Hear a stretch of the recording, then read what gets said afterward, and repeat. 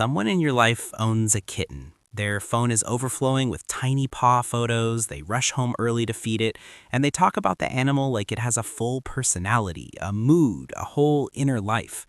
And somewhere, the person watching this right now either is that person, or they love someone exactly like that and have never quite understood why. Here's what nobody tells you. Loving a kitten isn't quirky. It's one of the most psychologically revealing things a human being can do. If you've ever felt a strange, overwhelming rush the moment a tiny kitten looked up at you, that chest-tightening, voice-softening, completely irrational wave of warmth, you already know what this video is about. You didn't choose this feeling, it chose you. And the people around you might call it excessive, maybe dramatic, maybe a little sad. But you know something they don't.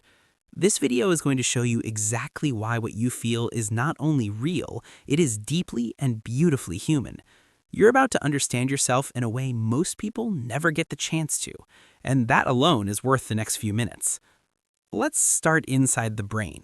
When you look at a kitten, round face, enormous eyes, tiny soft nose, your brain doesn't register an animal. It fires the exact same neural circuits that respond to a human infant. This is called the Kinshasa response, first mapped by ethologist Konrad Lorenz, and it is hardwired into nearly every human alive.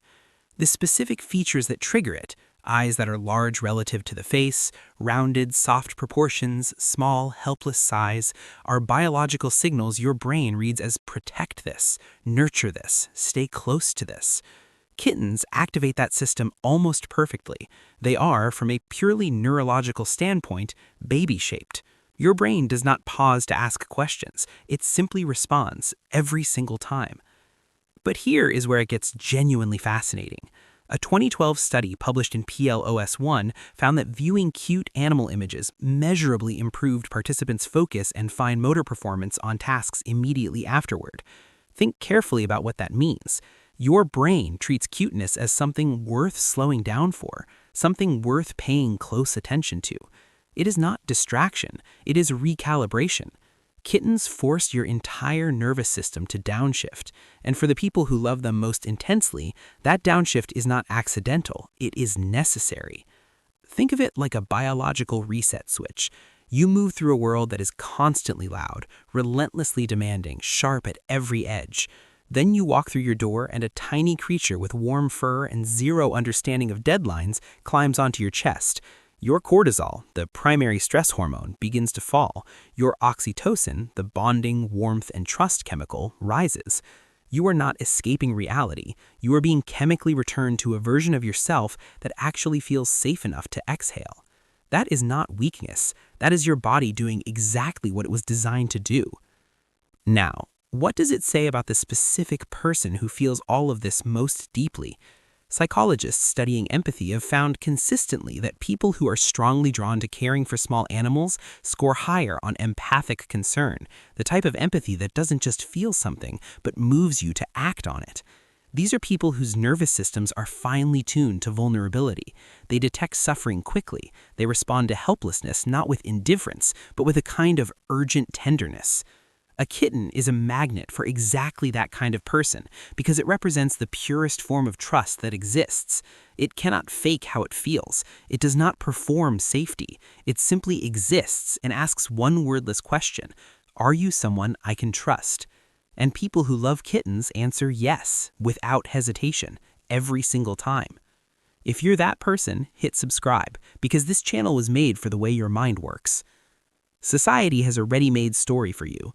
It says that being deeply attached to an animal is a substitute, a crutch, something people reach for when human connection feels too complicated or too far away. The kitten lover in this story is a little lonely, a little stuck, filling a gap they won't admit is there. That story is lazy. That story is wrong. Research in anthrozoology, the scientific study of human and animal relationships, has shown repeatedly that people who form strong bonds with animals do not form weaker bonds with other humans. They form richer ones, because the same emotional availability that opens to a kitten opens to people too. You do not run out of love by giving it freely to something small. You practice it, you stretch it, you keep it alive in yourself. You are not compensating for something missing. You are someone who still knows how to feel. That is not a flaw. That is rare. Now, the part that makes this honest, because any real conversation about this has to include the shadow side.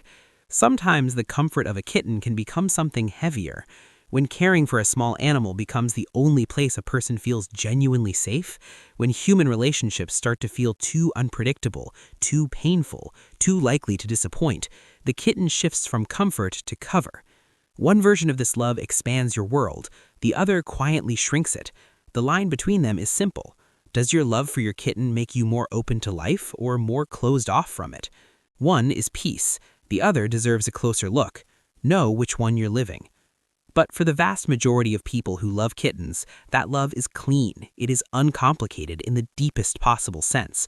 There is no agenda in it, no performance, no negotiation. They hold something tiny and warm and breathing, and for a few minutes the noise stops, the weight lifts, the world, against all reason, makes sense again. That is not small. That is one of the most honest forms of emotional experience available to a human being. You are someone who has not let life make you hard past the point of softness. In a world that rewards people for appearing unbothered, untouched, too busy to care, you chose to be moved by something small. You chose to love something that could not pay you back in any currency the world recognizes, and you kept showing up for it, every morning, every evening, with complete consistency. Think about what that reveals about who you are when absolutely no one is watching. You are not the person who loves kittens because you couldn't find anything better to love. You are the person who still knows what love without conditions actually feels like. You have not outsourced your tenderness. You have protected it. People who love kittens are often the same people who remember birthdays without being reminded, who notice when someone in the room is struggling before that person says a word, who bring food when someone is grieving and don't need to be told how. That is not coincidence. That is the same wiring running through everything. Wired for softness in a world that calls it weakness. Wired for presence in a world addicted to distance.